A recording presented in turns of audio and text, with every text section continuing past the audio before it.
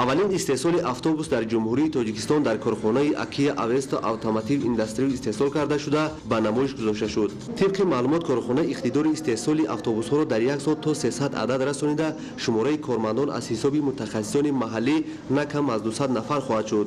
در کارخانه مذکور 6 خط استحصالی موجود است: خط کفشرگری، خط تهرنگمالی و روپوشکنی، خط رنگ و بارکنی، خط بست و بند مکانیکی و الکتریکی و خط نهایی صفت میباشد. در روز به نمایش گذاشتن اولین اتوبوس‌های استحصالی تاجیکستان، راهبران وزارات اداره‌ها، نمایندگان مقامات اجرایی حکومت دولتی شهر دوشنبه، سفیران، نمایندگان تشکیلات‌های بین‌المللی و بخش خصوصی اشتراک داشتند.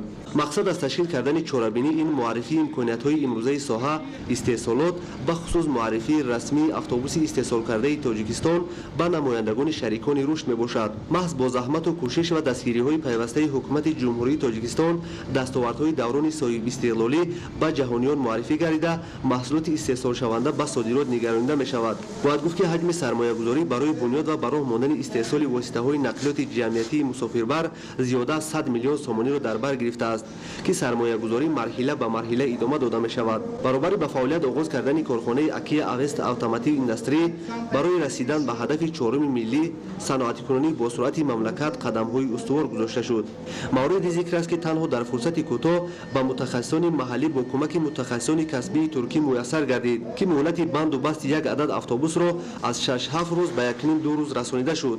محض بلند برداشتن سویه ملکه متخصصان محلی برای سری وقت بند و بست و طبق ترتیب مقرر گردیده سپردن اتوبوس‌ها به کارخانه کمونالی شهر دوشنبه امکان پذیر گردانید. مدت یک سال است که شماره اتوبوس‌های وارد گردیده و در حدود کشور بند و بست گردیده در خط سیرهای پایتخت به خدمت رسانی حمل و نقل ساکنان و مهمانان پایتخت روانه گردیده است. اتوبوس‌های بند و بست شده و استحصال شونده مطابق به معیارهای استاندارد بین‌المللی یورو 5 دارای محرک شرکت با نفوذ مرسدس بنز و محرک شرکت آلمانی سنراد فابریک، اینچنین تمام قسم‌های احتیاطی و وصل و نصب شونده با کفالت مخصوص و صفت بلند از شرکت نامدار ترکی خریداری کرده می شود. طبق نقشه در نظر داشته شده است که مرحله به مرحله 5 نمود واسطه نقلیات جمعیتی مسافربر استحصال کرده شود. در مد اول اتوبوس داخلی شهری با درازی 12 متر و با گنجایش 98 نفر مسافر که در آن 26 جای نشست و 72 جای غیر نشست استحصال گردید. امروز معرفی رسمی آن انجام یافت. فعالیت کارخانه مشترک با مقصد خانه نمودن طلبات امروزه جمهوری تاجیکستان